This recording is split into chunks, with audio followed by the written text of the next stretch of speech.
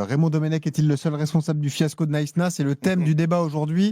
On a vraiment hâte de vous entendre, Jean-Michel, Jean-Pierre et Jérôme. Mais on a également hâte d'entendre un acteur majeur qui a participé au documentaire. C'est donc Robert Duverne qui est en direct dans Rotten sans flamme, Jérôme. Salut Robert. Salut Robert. Salut Robert. Salut tout le monde. Salut Robert. Salut toute l'équipe. Bonjour Robert. Robert, est-ce que le téléphone sonne beaucoup depuis hier et la diffusion de ce doc alors? Bon, j'ai quelques messages. Bon. Ça sonne pas beaucoup. J'ai même pas pu voir. Enfin, je l'ai pas vu. Je connais les extraits, mes extraits. J'ai bien entendu, vu Raymond ce qu'il a dit, la lettre qu'il a écrite suite au reportage. Mais aujourd'hui, je l'ai pas vu dans son intégralité. Tu nous précisais d'ailleurs quand on t'a invité que si tu avais su à l'époque, quand tu as accepté de participer au documentaire, que Raymond avait livré son journal intime, tu aurais refusé d'y participer. Bah, si j'avais su que ça allait être cette approche-là, alors moi j'avais des échanges avec Raymond, hein, bien entendu, et Raymond m'avait toujours dit qu'il aurait un droit de regard sur le reportage, et que le reportage il a été fait, comme Raymond le précise dans son communiqué, et en plusieurs fois avec plusieurs directions. Et en fait, moi, je pensais que ça pouvait être intéressant de parler de ce cas d'école, de ce cas de management, de l'aborder comme un cas de management. Et qu'il n'y ait pas encore des nouvelles révélations, tout un truc, un bazar comme c'est le cas là. Donc, j'étais pas du tout au courant que Raymond, qu'ils iraient chercher le journal intime, qu'ils le publieraient. D'ailleurs, Raymond a l'air d'exprimer le fait qu'il n'était pas du tout prévu qu'il publie les mots qu'il y a dans son journal. Parce qu'il y a des insultes envers des joueurs. Bien sûr. Moi, dans ces cas-là, tu le montres pas. Voilà. Donc moi, là-dessus, là, c'est pas moi qui l'ai montré, donc je peux pas juger. Je ne sais pas dans quelles circonstances. Moi, on m'a demandé si j'avais des choses consignées quelque part, des textos de l'époque. À l'époque, ils ont voulu revenir sur le site. On avait un site à l'époque, une espèce de page Facebook où les gens me contactaient à tour de bras mais moi j'avais tout arrêté d'un coup, donc j'avais pas du tout de commentaires sur ce site-là. Bon, chacun a amené, donc Raymond a amené ce qui bon lui semble, peut-être pour faire avancer, mais bon. Robert, je vais donner la parole à Jérôme, Jean-Pierre et Jean-Michel. Non, mais juste, je veux ton avis à toi sur l'angle du débat. Est-ce que toi, 16 ans après, quand tu as vécu tout cela de l'intérieur, des gens te demanderont à qui tu en veux précisément dans cette histoire, est-ce que tu l'as enfin digéré, mais est-ce que d'après toi, Raymond Domenech est le seul responsable du fiasco de 2010 ? Bien sûr que non. Raymond Domenech n'est pas le seul responsable du fiasco de 2010. Bien entendu que non. C'est une responsabilité collective. On est tous, bien sûr, je le dis, moi je le dis dans le reportage, j'estime que j'ai échoué aussi moi dans mon intervention. Je suis aussi responsable, j'ai échoué dans mon intervention qui est devenue une altercation. Mon intervention, elle était, faut prendre part à l'entraînement. Et on a vu le résultat. Donc j'ai échoué aussi, on est plusieurs à avoir échoué, on est beaucoup. Jérôme, tu essayais de reconstituer un vase qui était pété en 1000 morceaux, Robert. Tu vas pas te flageller parce que tu as échoué là-dessus. Non, mais je me flagelle pas. Mais Robert, tu n'es responsable de rien, Robert. Bien sûr, moi, alors dis-le si tu es responsable de rien. Parce que c'est un d'abord un journal intime. Un journal intime. De mon intervention. Voilà, oui, mais journal intime, par définition, il faut s'appeler Raymond Domenech. Non, mais là, c'est un autre débat. Pour donner, non, c'est le vrai débat. Pour donner un journal intime et après. Et puis dire non, c'était pas prévu. C'est comme si sur les réseaux sociaux, tu donnes le code de ta carte bancaire, idiot. Oui, mais c'est ce qu'on a dit tout à l'heure. Si on m'avait informé qu'il allait avoir un journal intime et qu'il allait avoir cet angle d'approche du reportage, je ne participais pas au reportage. Je précise que tous les trois autour de la table, vous l'avez vu, alors, le documentaire. En tout cas, Jean-Michel, Jean-Pierre et Jérôme, vous l'avez vu. Moi, j'ai vu le reportage et puis j'ai vu de mes propres yeux ce que Raymond Domenech. Tu l'as connu, toi. Robert aussi. On a fait quelques rassemblements ensemble, mais c'est surtout Raymond Domenech que j'ai vu. Moi, je l'ai eu et je sais de quoi il est capable. Donc, bien sûr que pour répondre à ta question, Benoît, et au thème du jour, c'est le responsable numéro 1. C'est pas le seul, c'est le responsable numéro 1. Non, c'est pas le seul parce que tu peux rajouter François Manardo qui est attaché de presse. Parce que quand tu vois là, et là je l'ai vu de mes propres yeux, ce qui s'était passé et l'impact que devait avoir un attaché de presse pour éviter certaines sorties et certaines accusations de la presse, en effet, c'est l'attaché de presse qui doit prendre ses responsabilités. Il ne les a pas prises, peut-être parce qu'il n'avait pas les compétences pour ça, mais c'est un rôle qui est hyper important, attaché de presse. Tu deviens pas attaché de presse comme ça par hasard. Donc ça, c'est la première chose. Mais le gros responsable, c'est Domenech. Pourquoi ?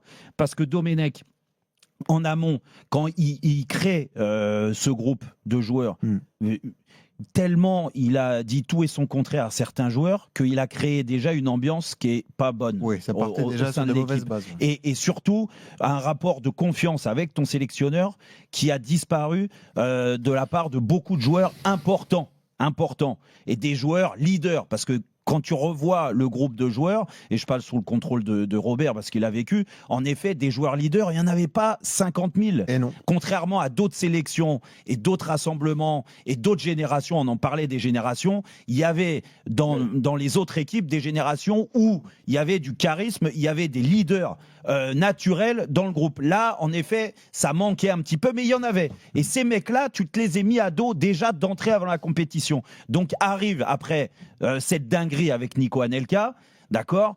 Il est responsable de la suite, parce que quand tu vois juste un truc, et moi je ne vais pas en parler sans 3 heures, ce que je veux dire, il y a juste à voir quand Pat Evra, mais je le savais parce qu'il nous l'a dit là avec Nico Anelka, quand Pat le cherche et qu'il lui donne son accord comme quoi Nico va s'excuser et qu'il faut qu'il se voit et qu'il fuit, il se cache et il se barre après à la conf de presse, c'est exactement l'homme qu'il est. Et moi, je l'ai vécu, donc moi, il peut rien me dire là-dessus quand je parle, parce que il a une langue de... Bon, je vais pas donner le mot, voilà. Non, mais il l'a eu avec moi et il l'a eu avec d'autres joueurs. Voilà. Dans ce documentaire, moi, c'est tout frais puisque je l'ai vu entre 15h et 16h15. Bon, c'est tout frais. Et alors, qu'est-ce que tu en as pensé, Jean-Michel ? Est-ce que c'est à charge contre Raymond Domenech déjà ? Ou est-ce que tu trouves ça... Il n'y a que lui. Il y a tout. Il y a tout de machiavélique, d'abord, d'un orgueil. Ça pue l'orgueil. Mais c'est puant d'orgueil. C'est d'une vulgarité. C'est un mec puant d'orgueil et vulgaire. Et quand il prétend dans le communiqué que c'est une décision de la Fédération française de football, vous savez, peut-être que je vais vous apprendre quelque chose qui n'est pas dans le documentaire. Robert, tu le sais mieux que moi. En plus, un menteur. Parce que celui qui a décidé de virer Anelka, c'est pas le pauvre Escalette qui savait pas où était l'avant et l'arrière d'un ballon de football. Celui qui a décidé, c'est Raymond Domenech. C'est lui et lui seul. Et quand à la fin, je vois Manardo qui se glorifie d'avoir la lettre lue par Domenech et qui lui dit, parce qu'on sent quand même qu'ils sont pas les meilleurs amis du monde, j'ai pas bien je lui donnerai une photocopie et qu'il se glorifie d'avoir gardé cette lettre. Moi, j'ai été touché, Robert, par ton témoignage. J'ai été touché par la sensibilité. On voit tes larmes d'ailleurs, Robert. Du petit Bakary, du petit Bakary Sagna, parfois. Mais cette vulgarité. Vous savez ce que je ressens quand je vois ce truc ? Je suis gêné.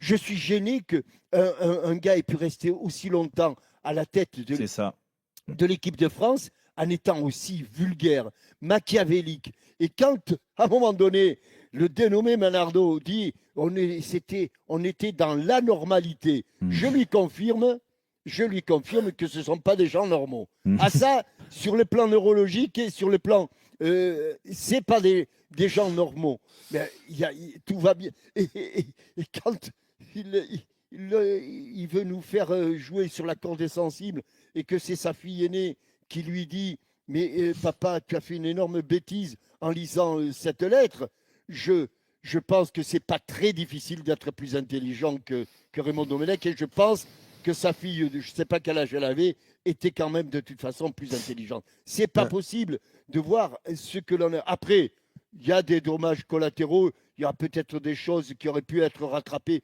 par les joueurs, certainement. Ça, sûr. Sûrement, Robert, certainement. Peut-être par toi si tu t'y étais pris autrement, mais ne regrette rien. Mais c'est pas une question de regret. Moi, si je veux revenir sur le documentaire, en fait, moi, je pense qu'on va nous faire un bon documentaire qui allait avoir un sens qui allait donner un sens, même si... Ça peut pas, Robert. Non, mais il peut, parce qu'on pourrait faire une analyse.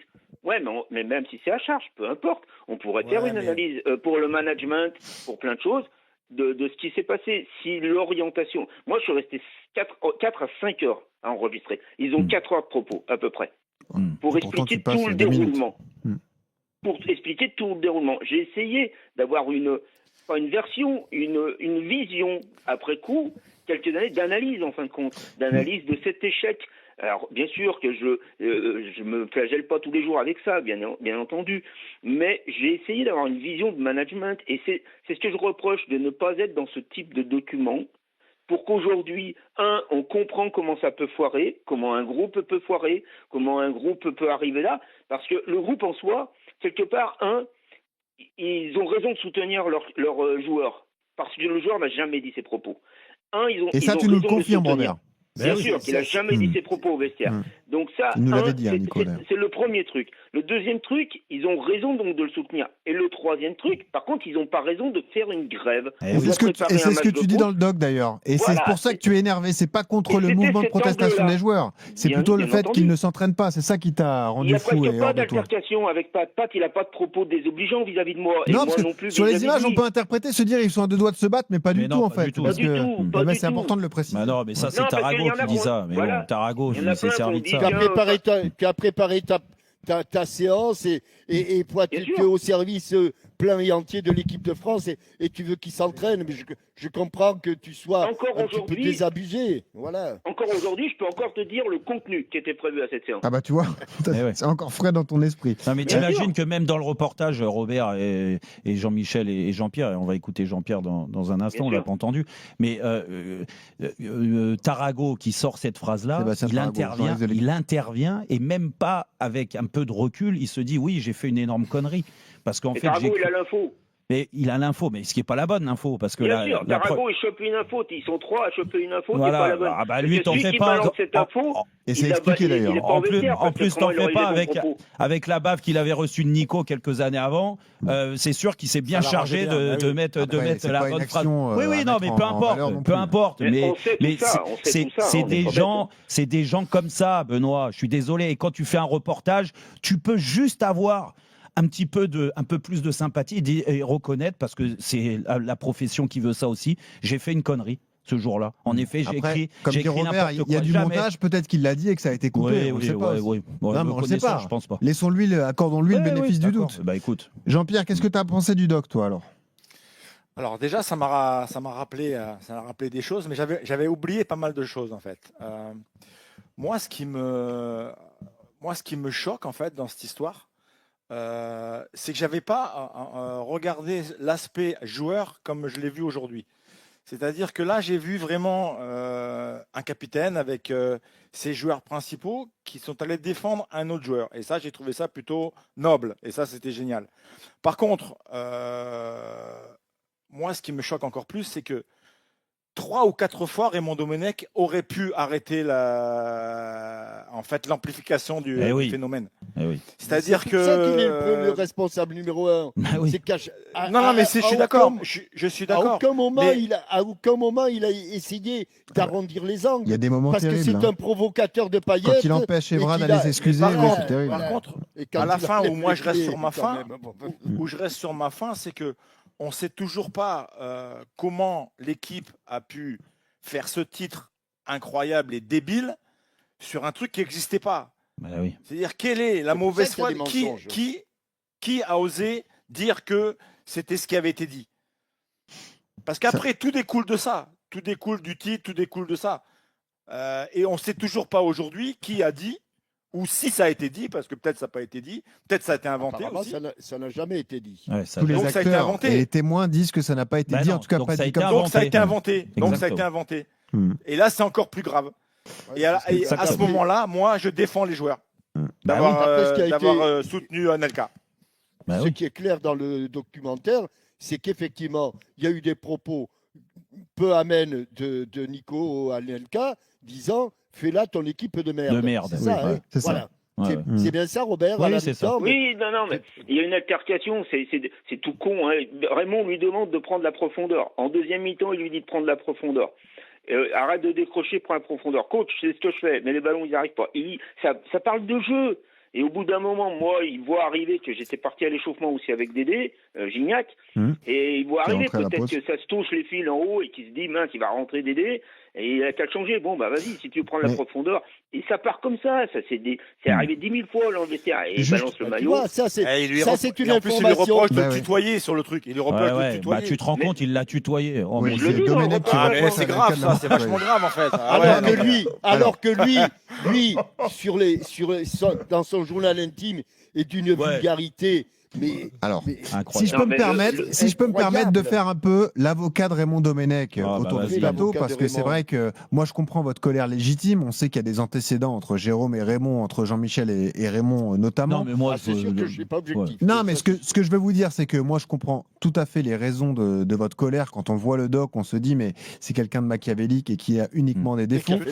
Je veux pas du tout le dédouaner moi de sa responsabilité. Je veux juste dire, est-ce qu'il n'y a pas une conjonction de facteurs de se dire, il y avait beaucoup de choses qui clochaient à cette époque en équipe de France, du président de la fédération au service de presse, en passant par le sélectionneur et peut-être chez les joueurs. Tu l'as dit, Jérôme, il y avait moins de leaders qu'aujourd'hui. On a bien dit que c'était le responsable numéro 1. Et c'est pour ça que il y a toute une chaîne de responsabilité. Qui c'est qui gère, bien sûr, là, qui s'entoure de ces personnes-là? On est d'accord. Pas le président de la Fédé, parce qu'en effet, c'est pas le sélectionneur qui décide. Souviens-toi dans quel état est Jean-Pierre Escalette au moment de la conf de Patrice Evra. Mais qui décide du staff autour?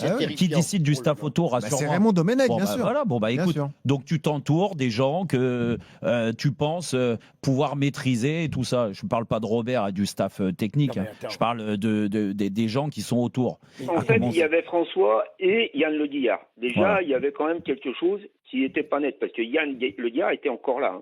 Ben oui, en plus. L'attaché de presse de l'époque de Raymond, son gars à lui, était là. Donc on sentait qu'il y avait quand même... Il y avait une défiance envers François Malardeau et Raymond Domenech. Bien sûr, il y avait des choses qui étaient arrivées, des nouveautés qui étaient arrivées dans ce staff quand même.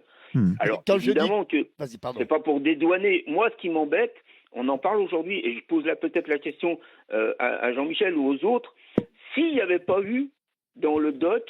Moi, je veux revenir sur le doc, parce qu'on parle en fait surtout du doc. Bien sûr, c'est l'actu du jour, bien sûr. S'il n'y avait pas eu ce problème de ce journal intime, je reconnais que c'est un gros problème, ce journal intime. Est-ce qu'aujourd'hui, il y aurait ce jugement autour de Raymond et de ces révélations du journal intime qui n'auraient pas eu lieu et qu'on aurait pu avoir un autre angle? C'est ça que je veux dire. C'est ça qui m'embête. Je fais mon avocat un petit peu de Raymond en disant... Est-ce que tout vient pas maintenant d'un très gros problème d'avoir révélé des choses qu'il a au profond de lui? D'accord, ça en fait pas quelque chose de bien. Je ne vais pas te dire aujourd'hui que c'est bien d'avoir ces propos. Mais quelqu'un qui pense qu'il détient la vérité et que de toute façon que tout ce qu'il fait est magnifique et que de temps en temps il peut le mettre sur la place publique. Mais Robert, est-ce que quelqu'un de normalement constitué donne son journal intime à un réalisateur de documentaire et que s'il a confiance en lui, ce que dit Raymond, parce que les premiers réalisateurs c'est Jérôme Saporetto. S'il a confiance en lui et que à partir de là, ça va. Je n'avais pas cette information. Alors là. C'est le bouquet, là. Bon, Jean-Michel, le documentaire, il n'est pas fait que sur le journal intime. Il y a tous les autres faits et événements. C'est quelques phrases en fait dans le documentaire. Mais ce qui est grave, c'est ce qui se passe entre les joueurs et le coach. Et si on peut préciser aussi, déjà, ça peut pas continuer. Et d'ailleurs, Jean-Pierre, tu sais que c'est fini. Si on peut préciser, à RMC, on a beaucoup de connexions avec cette génération-là. On a parlé à certains joueurs qui sont concernés dans ces histoires et qui peuvent être ciblés par des insultes. Les joueurs concernés n'en veulent pas forcément à Raymond pour les insultes, parce qu'on se dit que dans un journal intime, on a des propos un peu exacerbés et que c'est pas le fait de les avoir écrits, c'est le fait de les publier aussi aujourd'hui qui rend tout ça, qui donne une dimension encore plus importante. Juste, j'ai une question pour Robert avant d'accueillir Mathieu. Robert, on a beaucoup parlé aussi des raisons qui ont poussé les intervenants a participé à ce doc. Raymond Domenech a précisé qu'il n'avait pas été payé pour ce doc. Est-ce que toi aussi tu nous le confirmes? Le producteur Stéphane Kamga, qui sera dans l'after ce soir, a dit que personne n'avait été payé. Tu n'as pas été rémunéré non plus pour participer. Je n'ai absolument pas été rémunéré pour participer. On m'a payé mon billet d'avion de Biarritz à Paris, mais bon, voilà.